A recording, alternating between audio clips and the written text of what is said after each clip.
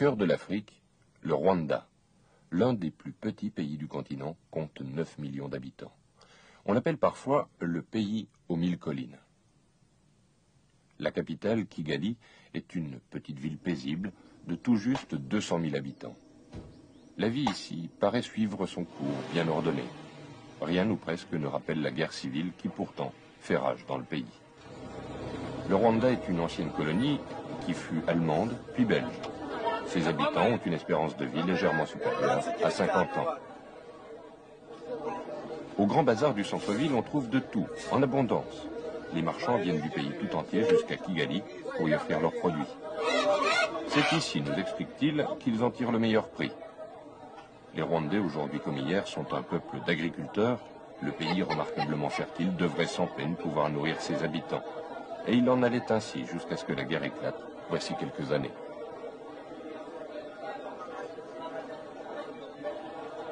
Cette affiche annonce une tombola organisée par l'Union des musiciens au profit des personnes déplacées dans le pays. Cette carte indique l'étendue du conflit. La zone orange, tout au nord du pays, représente le territoire conquis par le FPR, le Front patriotique du Rwanda. Plus au sud s'étend une zone tampon, démilitarisée et aujourd'hui pour ainsi dire inhabitée. C'est de cette zone que viennent les quelques 950 000 personnes déplacées qui séjournent depuis février 1993 dans une trentaine de camps proches de Kigali. Le camp de Nyanchonga, à 15 km à peine de la capitale, est le plus grand de tous. Il abrite à lui seul quelques 100 000 personnes déplacées. Un survol nous permet d'en saisir les dimensions et de prendre réellement conscience de l'étendue du drame humain que vivent ses habitants. Sur des kilomètres, ce ne sont qu'alignements de huttes interrompus ici et là par des hôpitaux provisoires. 2 heures plus tard, nous nous approchons à nouveau du camp, mais cette fois par la route. À 2 km de Nyanchonga se dresse un barrage routier de l'armée rwandaise.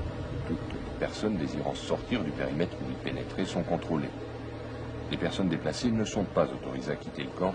On cherche ainsi à éviter que Kigali, tout proche, ne soit submergé.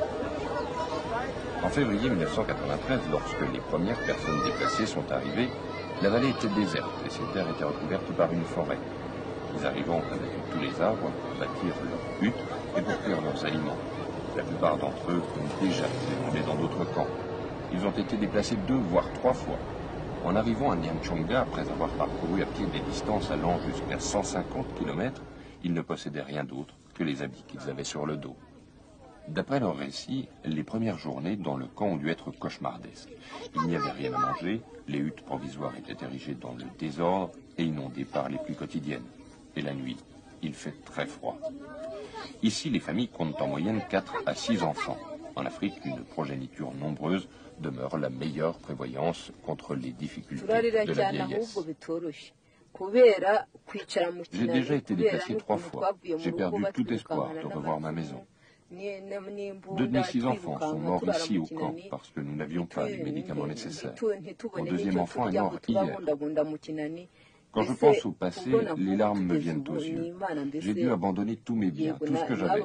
À la maison, je travaillais au champ. Ici, je dois attendre que l'on m'offre quelque chose à manger. Quand je pense à tout cela, bien souvent, je ne peux plus fermer l'œil de la nuit. Bien des habitants du camp sont dans une situation similaire. Les premières victimes de cette guerre sont les enfants. Ils ne comprennent pas encore les soucis des adultes et ne savent pas pourquoi ils ne peuvent regagner leur environnement familier. Pour leurs parents, les jours se suivent et se ressemblent, absence d'espoir, crainte de voir un proche tomber malade et le souci permanent de se procurer de l'eau, des vivres, du bois de feu pour préparer le repas. Le problème numéro 1 dans le camp, c'est la maladie. Le choléra, le paludisme et la dysenterie. C'est surtout qu'il n'y a pas de médicaments. 2 de mes enfants sont malades et je ne sais pas quoi faire. C'est épouvantable une situation pareille. Je ne veux surtout pas revenir chez moi car je serai à nouveau déplacé et tout recommencerait. Cette rivière était dans les premiers temps, tout au moins, en partie responsable des maladies dans le camp. Les personnes déplacées buvaient son eau, s'y baignaient, elles y faisaient leur lessive. Depuis, la situation s'est améliorée. Le Comité international de la Croix-Rouge, le CICR, puis par la suite, l'organisation britannique d'aide Oxfam, ont construit des installations d'assainissement. Les habitants du camp disposent aujourd'hui d'une eau potable. Mais il a fallu ensuite vaincre certaines résistances. Les distances dans le camp sont telles que pour beaucoup d'entre eux, le chemin jusqu'au robinet d'eau était trop long et trop pénible. La rivière était plus proche, il a fallu longuement discuter, expliquer, convaincre. Désormais, le parcours quotidien avec les récipients est depuis longtemps entré dans les mœurs. La lessive ne se fait plus dans la rivière, mais dans des bassines portables à proximité des robinets. Jour et nuit, un gardien surveille l'installation et les canalisations sans lesquelles le camp ne pourrait vivre. Autre problème, les latrines installées dans le camp. Des affiches sont censées en expliquer le bon usage, mais cela reste purement théorique. Et la pratique s'éloigne de la théorie. Dans ces circonstances, rien d'étonnant à ce que les risques d'épidémie planent sur un grand nombre de camps. Les médecins et les organisations d'aide luttent désespérément contre ces problèmes auxquels vient s'ajouter un facteur psychologique. Les déplacés sont déprimés, beaucoup d'entre eux ont déjà presque abandonné l'espoir de revoir jamais leur village et leur maison. Leurs conditions de vie sont épouvantables, et cela depuis des mois, pour certains depuis des années. Sur leur visage, nous lisons une accusation muette. Ils ne désirent qu'une chose, que la paix vienne enfin et qu'ils puissent regagner leur foyer. Nous souhaitons voir ces lieux où ils rêvent de revenir, la zone tampon démilitarisée, désormais presque totalement déserte. Des délégués du CICR nous y conduisent le lendemain par des chemins détournés. Le drapeau de la Croix-Rouge qu'arbore notre véhicule est un signe officiel de protection reconnu par les deux parties combattantes conformément aux conventions de Genève. Il reste de nombreuses mines dans la zone tampon et personne ne peut y garantir la sécurité. La petite ville de Bazé, naguère pleine de vie, est aujourd'hui déserte. Il semble que les habitants aient fui précipitamment dès les premiers coups de feu. Les maisons sont ouvertes, personne n'a pu emporter quoi que ce soit dans la fuite. L'atmosphère est irréelle, un peu angoissante. Depuis 3 mois, Bazé est une ville fantôme. Sur les 2000 habitants qu'elle comptait naguère, une petite poignée sont revenus sur les lieux, mais ils redoutent de se montrer. Il y a encore quelques mois, cet ensemble de bâtiments était un lieu important dans la vie de la collectivité. On y trouve un hôtel, un restaurant et un bar. C'est dans ces murs, nous dit-on, que les premiers coups de feu ont éclaté. Le propriétaire, comme tous les autres, a pris la fuite. Il vit aujourd'hui dans un des camps. Et malgré la peur, de rares habitants sont restés dans cette zone neutre. Pour le moment, il y a beaucoup de personnes qui venaient occuper leur village pour aménager leurs champs. Sûrement, le problème que nous avons, c'est la sécurité. Pas de sécurité dans notre région. Et les militaires rwandais peuvent venir dans cette région. Les militaires de l'OFP peuvent venir dans notre région. Mais nous sommes dans les zones neutres. La zone démilitarisée couvre environ 1500 km². Avant la guerre, la région était l'une des plus fertiles du pays. Aujourd'hui, presque tous les champs sont en friche. Nous découvrons ensuite d'anciens camps abandonnés. C'est ici qu'ont séjourné les premières personnes déplacées du Rwanda. Originaires du nord, près de la frontière ougandaise, elles furent déplacées en 1990. Elles ont dû évacuer précipitamment ces abris provisoires en février 1993, lorsque le FPR a pris le contrôle de la région pendant 2 semaines. Ces personnes ont vécu jusqu'à 3 ans dans ces huttes rudimentaires. Nous sommes maintenant dans la ville de Kiniera. Ce bâtiment était le siège de l'administration municipale. En examinant les lieux de plus près, nous nous apercevons que tout y est sans dessus-dessous. De toute évidence, les locaux ont été saccagés. Des seringues ouvertes gisent dans l'herbe, certaines d'entre elles portent des traces de sang. Avant la guerre, il y avait à Kiniera un centre de soins. Aujourd'hui, nous n'y trouvons plus que des débris inutilisables. La salle communale servait aux réunions publiques et aux fêtes. Elle abritait surtout l'école pour les enfants des environs. Ici non plus, il ne reste rien. Le thé est l'un des principaux produits agricoles du Rwanda. Dans la zone neutre, les plantations s'étendent à perte de vue. Les plants sont beaucoup trop grands, la récolte aurait dû se dérouler voici déjà plusieurs mois. Mais comme certains champs pourraient être minés, les rares habitants qui sont revenus sont extrêmement prudents et préfèrent ne même pas s'approcher des cultures. Le Rwanda produisait 11 000 tonnes de thé par an. C'était la principale culture du pays avec la pomme de terre, le maïs et le café. Une source de revenus importante pour les innombrables fabriques qui employaient les Rwandais dans des champs comme celui-ci. À Choa, nous découvrons une fabrique de ce genre. Elle est vide et abandonnée. Nous pouvons sans crainte d'être dérangés explorer le bâtiment.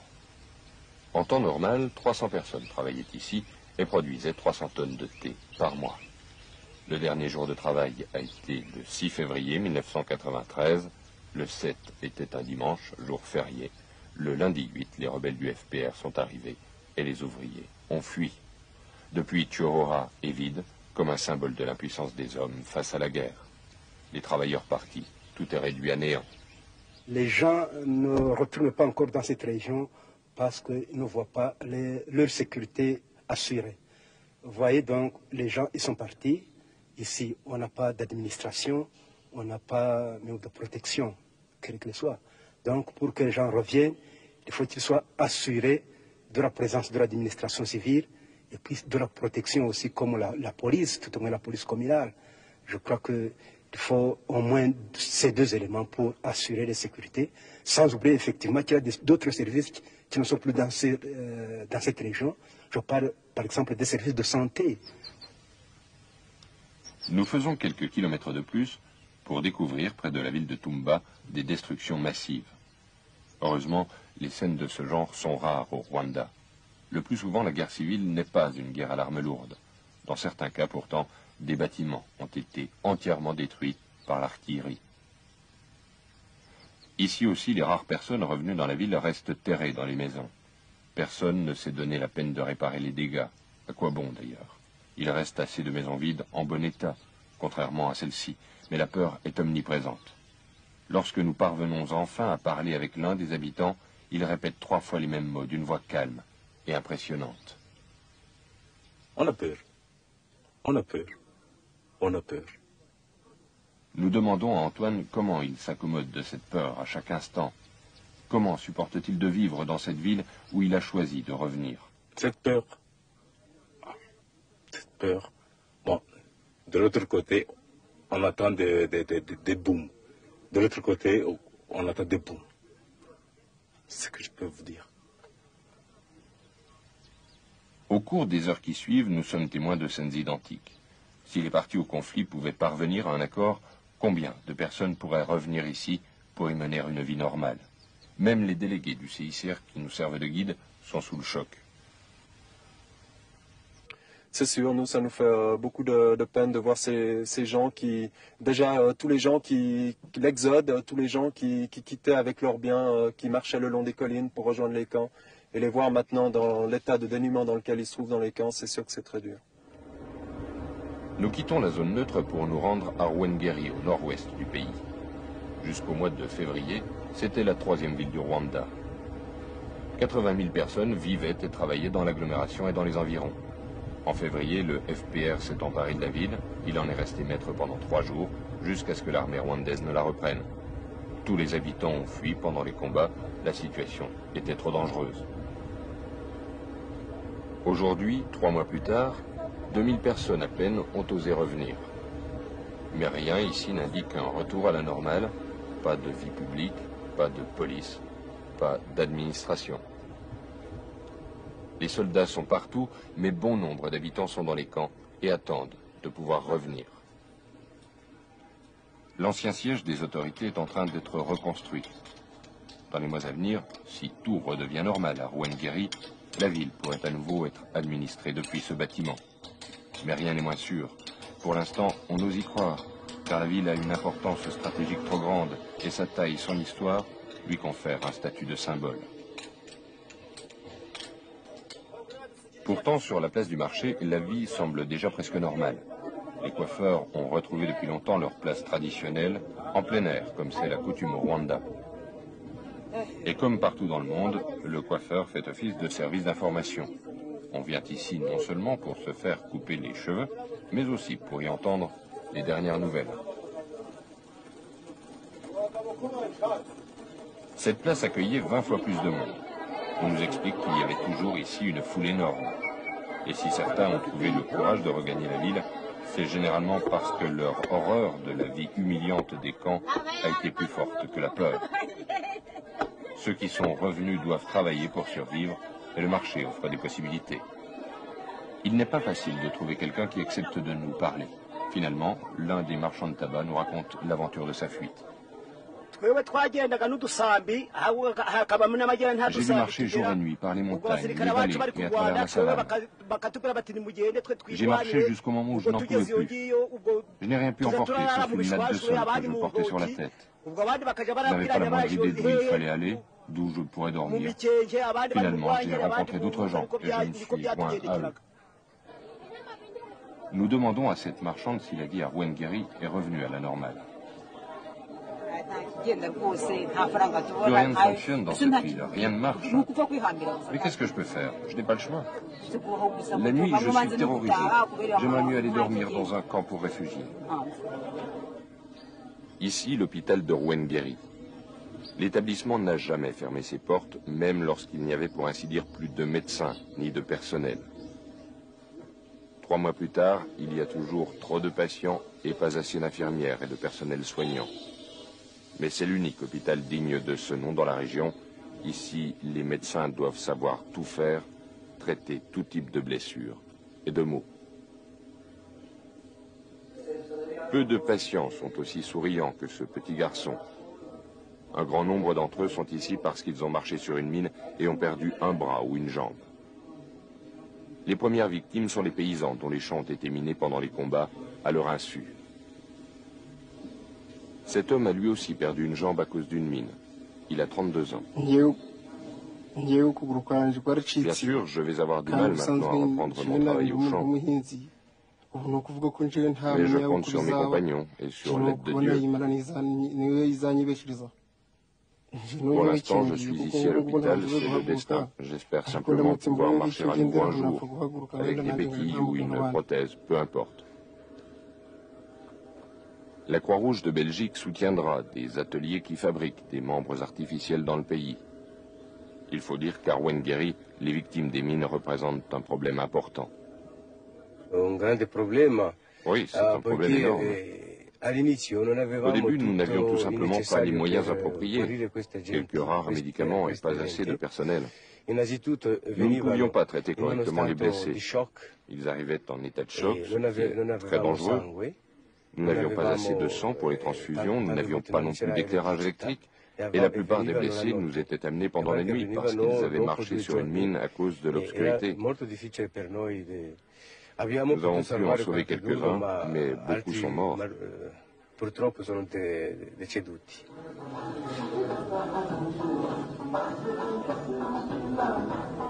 Dans la salle, une radio marche à plein volume alors que les patients souffrent visiblement beaucoup. Nous nous en étonnons, mais les malades nous expliquent que la radio est leur unique source de joie.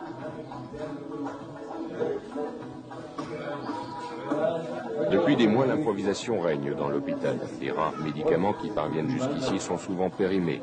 Rwengeri a désespérément besoin d'aide. Et il faut avoir une sacrée foi pour ne pas renoncer. Oh ben on se le dit périodiquement, mais c'est pas spécial à la situation à Rwengeri, on se le dit pour tout. Mais je crois qu'il faut pas s'attarder dans ces cas-là. On respire et puis on repart. Hein, et puis je crois qu'il faut s'accrocher. Hein. Et tous ceux qui travaillent ici, que ce soit les Rwandais ou les Français, surtout les Rwandais qui vivent sur place, bien sûr, tous ceux-là ont sûrement des moments de découragement et envie de baisser les bras. Il faudra leur demander. Mais tout le monde s'accroche et tout le monde repart, bien sûr. 6 fois par jour, un avion comme celui-ci, affrété par le Programme alimentaire mondial des Nations Unies, atterrit sur l'aéroport de la capitale, Kigali. Il apporte des vivres destinés aux personnes vivant dans les camps. Du maïs et des haricots avant tout. L'ONU achemine ainsi 400 tonnes d'aide alimentaire par jour. Les sacs de nourriture sont entreposés dans de grands hangars avant que le CICR n'organise la distribution. Les résidents des camps sont informés par celui qui était le maire de la ville dont ils viennent ou par l'un des anciens de leur village du jour où chaque famille doit se rendre sur la grande place où se déroule la distribution. Puis c'est l'attente qui peut, dans le pire des cas, durer du matin jusqu'à la fin de l'après-midi. Chaque famille reçoit une ration de vivres pour une semaine. Tous les jours, sauf le dimanche, la foule se presse au point de distribution. La nourriture n'est guère variée, mais personne n'oublie de se présenter aujourd'hui. Pour les collaborateurs du CICR et des sociétés de la Croix-Rouge de Rwanda et de Belgique, tenir à jour les listes de réfugiés est un vrai travail de Sisyphe. Scène de la vie courante, le maïs, synonyme de survie. Pas question de perdre un seul grain. Bien entendu, les réfugiés souhaiteraient autre chose à manger que chaque jour du maïs et des haricots. Leur culture leur offrait un régime plus varié, mais pour l'instant, l'ONU et le CICR ne peuvent rien leur procurer d'autre aussi rapidement. Ce jour-là, nous faisons la connaissance d'un homme, Marc Rukimbira, paysan de 35 ans, marié, 4 enfants. Il a déjà été déplacé 3 fois avec sa famille. Chez lui, dans le nord du Rwanda, il cultivait 3 hectares de terrain. Il possédait 5 chèvres et pouvait se considérer comme relativement privilégié. Après avoir reçu sa ration, il nous emmène chez lui. Pour cela, il lui faut parcourir 4 km avec son sac de 40 kg sur la tête. Les enfants de Marc portent des prénoms qui ont un sens bien précis, comme le veut la tradition. Ses 3 filles, 3, 5 et 7 ans, portent des noms qui signifient « tout vient de Dieu »,« bonne chance » et « député ». Quant à son fils, qui a tout juste 3 mois, il s'appelle « démocratie ». Nous demandons à Marc quel est le principal problème qui se pose dans le camp. Sa réponse est immédiate. Les problèmes sont les maladies,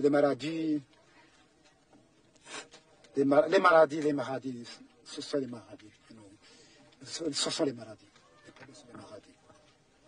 Qui est malade dans votre famille?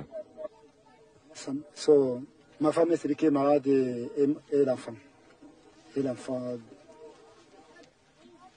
De quoi souffre-t-il? De quoi sont-ils malades? Dysenterie. Sorte de choléra, puis comme ça. Qu'est-ce que vous mangez ici? Est-ce que vous avez assez de nourriture? Elle mange, mais pas bien. Elle mange un peu. Chacun prépare le peu de nourriture disponible. Aujourd'hui, haricots, demain, maïs, après-demain, haricots. Rien d'autre que les repas pour rythmer les journées. Nous devons être contents, mais parce que nous n'avons pas de quoi faire. Nous n'avons pas de quoi faire. Être content et n'être content, à ce moment pour nous, c'est la même chose. Parce que nous n'avons pas de quoi faire. L'approvisionnement en vivres pour les déplacés est assuré pour à peu près 6 mois. Ensuite, les choses deviendront plus difficiles. Il faudra trouver d'autres solutions. Actuellement, les vivres donc, sont achetés et acheminés donc, depuis l'Ouganda, principalement. Et ça pour le fait qu'il y a eu des récoltes, des très bonnes récoltes l'année dernière. On avait visé le marché régional pour pouvoir réduire les distances de transport afin de pouvoir réagir très rapidement au désastre donc, dans ce pays.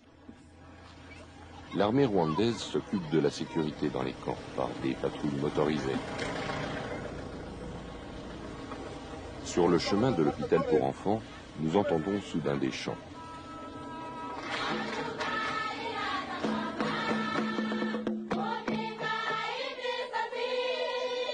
Voici quelques années, un collaborateur de la Croix-Rouge belge a eu l'idée d'organiser des chants et des danses pour les enfants.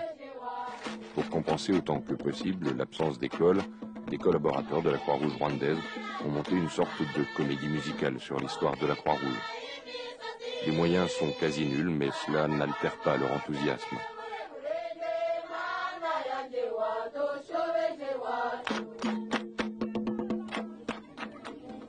Nombreuses sont les organisations internationales qui se soucient particulièrement du sort des enfants.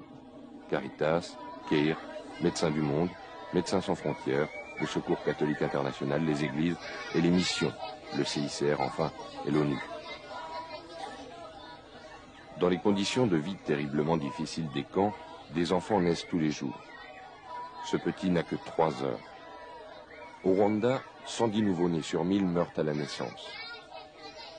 D'autres enfants présentent le ventre ballonné, caractéristique de la malnutrition. Un des signes de malnutrition peut être aussi l'apparition d'œdèmes. Les œdèmes, c'est que les enfants ont de l'eau dans le corps, et là on le voit de façon très flagrante sur cet enfant, qui semble très gros, mais qui d'autre part, en fait, est plein d'œdèmes. Cet enfant est très malnutri, et il est absolument autant à risque qu'un enfant qu'on pourrait voir qui est très maigre. La multiplication de ces cas inquiète beaucoup le personnel médical. Je voudrais juste ajouter que la situation devient de plus en plus dramatique et que nous recevons de plus en plus d'enfants malnutris. Et au cours des 2 dernières semaines, ça a été, on est passé d'un chiffre d'enfants au double au niveau de l'accueil. C'est pour ça qu'on doit ouvrir un autre centre thérapeutique la semaine prochaine absolument, parce que tous nos centres sont remplis et sont pleins. Les enfants qui ont un régime alimentaire déséquilibré ou qui n'ont pas assez à manger peuvent présenter des symptômes très différents. Certains n'ont plus que la peau sur les os, tandis que d'autres ont le ventre gonflé.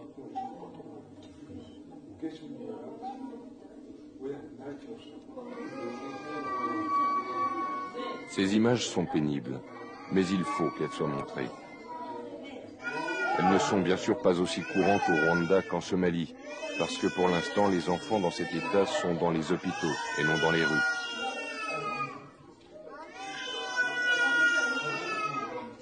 Mais cela pourrait changer rapidement si le conflit se poursuit et si la misère qui en résulte s'aggrave.